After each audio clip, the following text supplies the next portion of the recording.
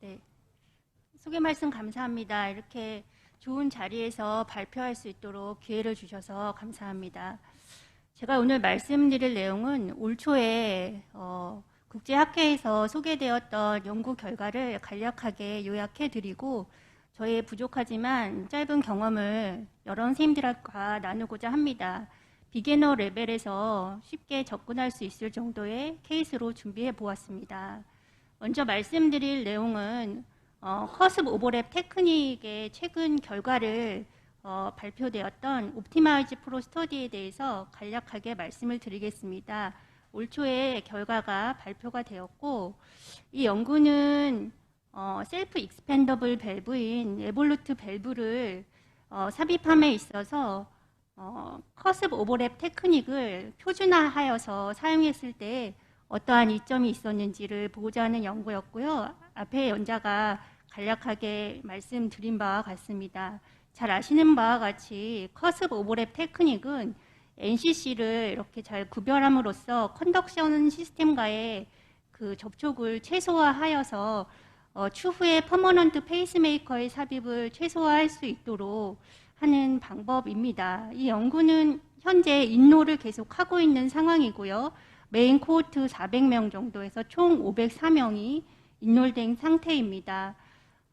결과는 대부분의 환자가 에볼루트 프로를 넣었고 뎁스, NCC의 뎁스는 3mm 뎁스로 잘 임플란테이션 되었고 굉장히 좋은 결과를 보여주었습니다. 그래서 메인 코호트의 퍼머넌트 페이스메이커 삽입이 9.8%, 총 합해서는 9.2%를 보고하였습니다. 그래서 이 옵티마이즈 프로는 지금까지는 30대의 리절트만 나와 있긴 하지만 그 30대의 그 퍼머넌트 페이스메이커 9.2% 싱글 디지트였고 파라베큘라 리키지가 시비어 모더레이트는 0%였고 다음날 퇴원이 가능하였다는 그런 좋은 결과를 보여주었습니다. 커습 오버랩 테크닉에 대해서 이게 이제 퍼머넌트 페이스메이커 삽입을 줄일 수 있기 때문에 중요한 좋은 테크닉이라고 생각이 듭니다. 먼저 커습 오버랩 프로젝션을 결정을 하고 그거에 따라서 그 컨덕션 시스템과의 컨택을 최소화하면서 그렇게 하기 위해서 픽테일을 NCC에 위치하고 미드 포션에 이렇게 마커 밴드를 위치시키면서 천천히 릴리즈하는 방식입니다. 릴리즈하면서 자연스럽게 밸브가 아래쪽으로 내려오게 됩니다. 하지만 모든 환자에서 이렇게 이제 밸브가 잘 내려오는 건 아니고 환자에 따라 조금 차이가 있었기 때문에 경험이 좀 필요할 것 같습니다. 그리고 이제 3개 정도 너브가 나왔을 때 왔다 갔다 하면서 마이그레이션 하려는 경향이 있기 때문에 이것도 이제 시술자와 환자의 경향에 따라서 다를 수 있겠지만 페이싱을 아주 라피드 페이싱까지는 아니어도 120에서 150회 정도 하면서 밸브를 디플로이 할 수도 있겠습니다. 앵글을 돌려서 다른 각도에서 밸브의 뎁스를 최종 평가하고 마지막으로 필요하다면 리캡처를 할 수도 있고 그렇습니다. 그래서 앵글을 돌려서 이렇게 이제 각도를 측정을 하시고 그다음에 필요하다면은 리캡처를 할 수도 있겠습니다. 너무 쉘로하거나 너무 깊은 경우 이제 쉘로하면은 밸브가 마이그레이션 될 수가 있고 너무 깊은 경우에는 또 마이트랄 밸브와의 간섭이나 또 페이스메이커 삽입을 해야 되는 경우가 늘어날 수 있기 때문에 맞춰서 시행하시면 되겠고 우리가 밸브를 마지막으로 릴리즈하기 전에 그 시스템 자체를 텐션을 줄이기 위해서 센트럴리제이션을 좀 하기 위해서 딜리버리 시스템 자체를 포워드 프레셔를 좀 주고 와이어를 좀 띄워서 노즈콘을 좀 프리하게 텐션을 최소화한 상태에서 천천히 포워드 프레셔를 이렇게 줘가면서 릴리즈하게 되겠습니다. 그래서 여러 선생님들 다 잘 하고 계시겠지만 몇 가지 예를 준비해 보았습니다. 여기서 이제 권고하기로는 런더캐스트 같은 스티프 와이어를 사용하는 걸 권고하고 있긴 하지만 저는 개인적으로는 런더캐스트는 거의 쓰지 않고 사파리나 컴퓨터 와이어를 사용하고 있습니다. 이 밸브가 들어가면서 픽테일이 약간 올라가긴 했지만 픽테일이 NCC 하단에 딱 맞게 있다고 가정했을 때 미드 포션에 해당되는 부위에 마커 밴드를 위치하고 천천히 밸브를 릴리즈하고 있는 장면입니다. 3개 정도 나왔을 때 왔다 갔다 할 수 있기 때문에 안정화시키기 위해서 라피드 페이싱을 할 수도 있지만 이 환자는 비교적 그냥 와이어랑 그 델리버리 카테터의 컨트롤로 잘 릴리즈 할 수 있었고, 앵글을 돌려서 보았을 때도 3mm 뎁스로 잘 맞아서 센트럴리제이션을 하고 와이어의 텐전을 좀 풀어서 천천히 릴리즈를 해서 좋은 결과를 얻었던 케이스입니다. 이게 이제 가장 대표적으로 그냥 일반적으로 권고 상황에 따라서 잘 되었던 케이스고요. 그다음에 이제 이 환자 같은 경우는 이제 천천히 풀면서 밸브가 밑으로 잘 내려왔습니다. 일반적인 이제 비헤이버를 잘 보였는데 애뉴라 컨택이 되기 시작하면 하고 있는 상황인데요. 밸브가 그렇게 불안정해 보이지 않았고 오히려 3mm 뎁스로 좀 더 깊은 것 같이 이렇게 생각되고 있었는데 갑자기 컨택 이후에 퍽하고 이렇게 벨 쉐입으로 커지면서 위로 마이그레이션 했던 케이스입니다. 이런 경우는 사실은 이미 애뉴라 컨택이 돼서 프레셔는 떨어진 이후에 이렇게 위로 튀어 올라간 거라서 페이싱을 한다고 해서 크게 좋을 것 같지는 않고, 그래서 미드 포션보다는 이런 경우에는 좀 더 아래에서 이 밸브의 특성과 환자의 구조적인 문제와 관련이 있을 것 같은데요. 좀 더 아래에서 천천히 이렇게 디플로이 하면 위치를 잡는 데는 큰 무리가 없을 것으로 생각이 듭니다. 다음 환자는 이제 80세 여자 환자분이셨고요. 비슷하게 이제 또 커스브 오버랩 테크닉을 해서 밸브를 풀고 있는데 이 환자는 풀면서 계속 그 에올타 쪽으로 마이그레이션을 계속해서 한 2번 정도 리캡처를 하였고, 이렇게 이제 좀 더 아래에서 천천히 풀기 시작했던 경우입니다. 이런 경우 사실은 여러 선생님들 많이 경험하실 걸로 생각이 듭니다.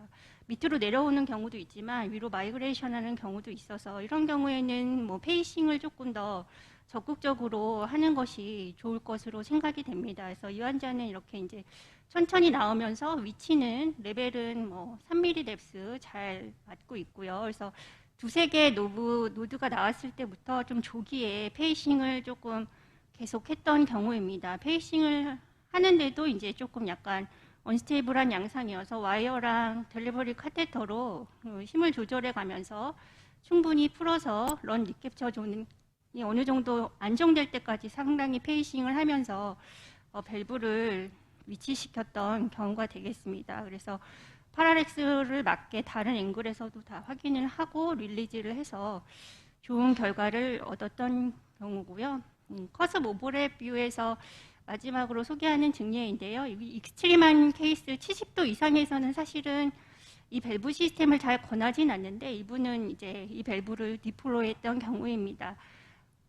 에올타 자체가 거의 90도 가까이 누워있기 때문에 아무래도 이 환자 같은 경우에는 그 디플로이 하면서 밑으로 내려가는 게 조금 적을 걸로 예상을 해서 거의 그 커스브에 맞추어서 이렇게 조금 아래에다가 두고 릴리즈를 시도했습니다. 그리고 이제 어느 정도 풀었는데 이분이 워낙 심장이 누워있다 보니까 커스브 오버랩 뷰가 니어 커스브 오버랩 뷰로 했는데 거의 카우다리 35도, LAO 20도까지 앵글이 많이 심한 경우였고, 오히려 이제 다른 앵글로 봤을 때 NCC가 더 이렇게 좀 더 안정적으로 보이고, 커스브 오버랩 뷰에서는 1에서 한 3mm 왔다 갔다 굉장히 쉘로해 보였지만 다른 앵글에서 좀 괜찮아 보였기 때문에 이렇게 이제 릴리즈를 하고, AR이 조금 있긴 하지만 전반적으로 이렇게 뎁스랑 모든 면에서 만족스러웠던 경우입니다. 그래서 커스브 오버랩 테크닉을 여러 시츄에이션과 환자의 비헤이비어가 다양할 수는 있지만 임상적으로 사용하는 데 있어서는 큰 무리가 없고 이걸 통해서 페이스메이커 인서션 하는 레이스를 많이 줄일 수 있는 도움이 많이 되는 테크닉이라고 생각이 됩니다. 그 외에 몇 가지 케이스들이 더 발표되었는데요. 트라이얼들이 더 발표되었는데 잠깐 소개해드리면은 그 페리카디아 랩이 있는 그 시스템을 가지고 했었을 때 3년 아웃컴에 대한 결과가 발표되었습니다. 포워드 프로 스터디인데요. 629명의 환자를 대상으로 연구하였고 평균 81세 정도였습니다. 이 환자들의 3년 아웃컴을 보면은 EOA가 잘 유지되고 좋은 헤모다이나믹 아웃컴을 보여주었고 인상적인 것은 시간이 지나면서 시비어 AR이 점점 감소하는 그런 좋은 결과를 보여주었습니다. 좀 페이스메이커 인서션 레이트는 조금 상당히 높은 그런 결과를 보여주었는데 포워드 프로 스터디의 결과는 그 페리카디알 랩 시스템을 적용했을 때 페어러블하고 헤모다이내믹 아웃컴이 좋았다는 것이고 좀 인상적인 것은 시간이 지나면서 이 밸브가 셀프 익스펜더블 밸브이기도 하고 또 랩으로 쌓여있기 때문에 시간이 지나면서 그 파라밸브라 리키지에 대한 좀 더 긍정적인 결과를 보고하기도 하였습니다. 그 외에 몇 가지 좀 흥미로운 결과 두 가지가 있어서 더 말씀을 드리면 여성에서 시비어 페이션트 프로스테시스 디스매치가 있는 것은 잘 알려진 바가 있습니다. 이 이제 썰탑이랑 에볼루트 로우 리스크 RCT 풀드 아날리스한 900명 정도 여성을 대상으로 한 연구에서 시비어 ppm이 6.2%로 남성의 4.1%에 비해서 여성에게 높다는 것이고요. ppm은 잘 아시다시피 환자의 바디 사이즈에 비해서 프로스테시스의 이펙티브 오리피스 에어리아가 너무 작아서 생기는 문제이고 어브노멀한 하이 포스트 오퍼러티브 그레디언트가 발생하는 것입니다. 여성이 가장 스트롱 클리니컬 프리딕터이고 스몰러 애닐러스 에어리어를 가진 여성에서 특히 그렇습니다. 다른 동반된 리스크 팩터들이 있지만 이 ppm 자체가 환자의 어떤 어드버즈 아웃컴 자체의 어떤 직접적인 원인이라기보다는 세로게이트 마커로 생각이 되고 있습니다. 그리고 이제 바디 서페이스 에어리아로 나눠준 인덱스드 EOA가 중요하다고 생각이 되고 시비어 ppm은 0.65 이하인 경우를 정의를 하고 있고 오베스한 환자에 있어서는 좀 더 프레셔가 걸리는 경향이 있기 때문에 0.55로 정의하고 있습니다. 다른 원인들을 배제하고서 진단해야 됩니다. 그래서 여성에서의 ppm, 시비어 ppm이 어떤 의미가 있냐 이런 서브그룹 아날리시스를 했을 때 컴포지트 엔드포인트의 아웃컴이 2년 동안 차이는 없었지만 스트로크가 더 많았다라는 조금 인상적인 결과를 보고하였습니다. 그리고 이제 파트너 3 트라이얼에서도 서브그룹 아날리시스를 했을 때 여기서는 이제 여성, 시비어 ppm을 가진 여성이 남성과 달리 아웃컴이 나빴다 뭐 이런 거를 보고하기도 하였습니다.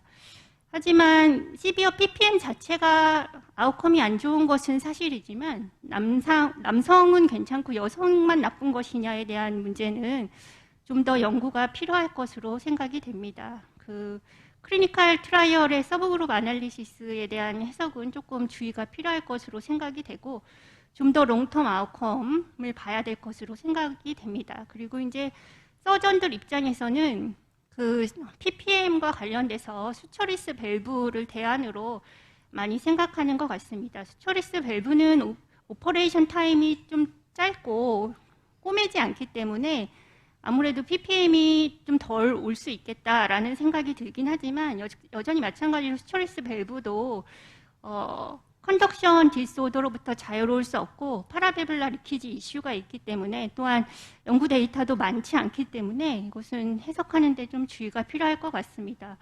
그래서 ppm과 관련돼서 타비가 여러 연구 결과를 이렇게 관통하면서 사바보다는 확실히 덜 생기는 것으로 결론이 계속 나오고 있습니다. 셀프 익스펜딩이건 벌룬 익스펜딩이건 간에 사바보다는 확실히 그 레이시 더 적은 것으로 되어 있습니다. 그리고 특별히 에볼루트 시스템 같은 경우는 스프라 애눌라 디자인이기 때문에 좀 더 유리하다고 할 수 있겠습니다. 그 다음에 이제 마지막으로 가져온 연구 결과는 앵귤레이션과 관련된 이슈입니다. 상당히 재밌는 결과라고 생각이 듭니다. 앵귤레이션, 에올틱 루트 앵귤레이션에 따라서 환자의 헤모다이나믹이나 아웃컴이 달라질 것인가를 본 것인데요. 40도, 60도 이상 이렇게 살펴본 것인데 제가 받은 이 데이터상에서는 60도 이상이 얼마나 앵귤이 심한지에 대한 평균치는 없어서 잘 알 수는 없었지만 어찌됐든 2년간의 아웃컴을 볼 때 헤모다이나믹이나 어떤 올코즈 모탈리티, 디세이블 스트로크는 차이가 없었습니다. 그래서 굉장히 긍정적인 결과라고 생각이 듭니다. 앞에서 보여드렸던 이 환자 케이스를 다시 보여드리면 이 환자는 앵귤이 86도였고 여기 이제 LVOT에 칼슘이 있었기 때문에 에볼루트 밸브를 사실은 좀 더 선택했던 그런 케이스입니다. 그리고 밸브를 디플로이 하고 나서 이제 엑스레이를 찍었을 때 이렇게 밸브가 거의 누워있는 하일리 앵귤레이션 되어 있는 환자였습니다. 이런 경우에 사실은 시술적으로 어려울 수는 있지만 이 연구 결과를 볼 때 2년까지 아웃컴에서 크게 차이가 없을 걸로 사실 기대가 되고 이 환자가 이제 시술한 지 7개월 되었는데 아웃컴이 아직까지 괜찮습니다. 중간에 뭐 이벤트가 있고 전신 상태 나빠지고 하면서 LV 펑션이 좀 나빠지긴 했지만 회복되고 있습니다. 그래서 결론을 말씀드리면은 커습 오버랩 테크닉을 사용했을 때 퍼머넌트 페이스메이커 삽입을 줄일 수 있고 싱글 디지트 페이스메이커 삽입률을 보였기 때문에 더 적극적으로 고려할 수 있겠다라는 것이고 페리카디아 랩을 적용했을 때 헤모다이나믹하고 클리니컬 아웃컴을 개선시킬 수 있다. 그다음에 술플라 애눌라 디자인의 밸브가 특별히 이제 12여 ppm 체구가 작은 여성 환자에 있어서 유리할 수 있겠다라는 것이고 에올틱 앵귤과는 클리니컬 아웃컴은 크게 상관이 없었다. 이렇게 말씀드리겠습니다. 이상입니다.